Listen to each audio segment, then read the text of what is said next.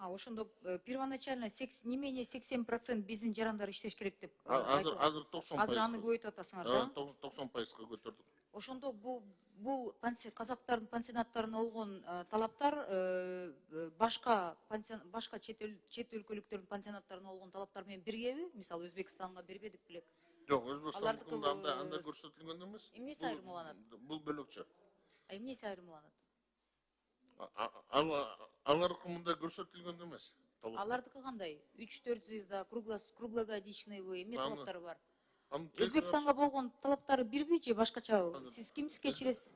Саламатсыздарбы, Эльвира Жыглабековна, Эльдана Сатарова.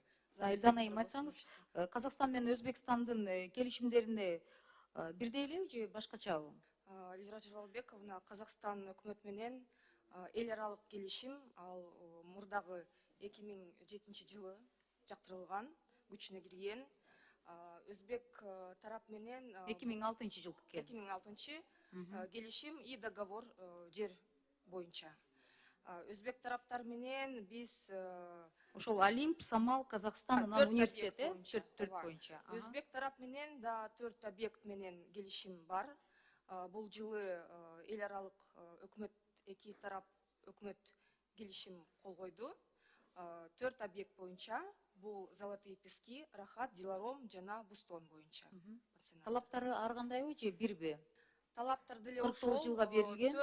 4-3 жылдыздуу отельге жеткизүү.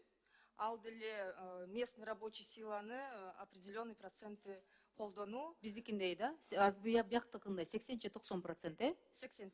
80%. 80% кем эмес дейт. Кем эмес деп. Эскисинде жазып турсуңар, И жаңысында 90 деп атасыздар. Көбөйтүп атасыздар. Жаңысында 90 болот. Мурдакы президент, Казакстан президентинин резиденциясыбы ошондой бар эмес беле көлдө? Ошол эмне болду? Ал боюнча элден толуйт.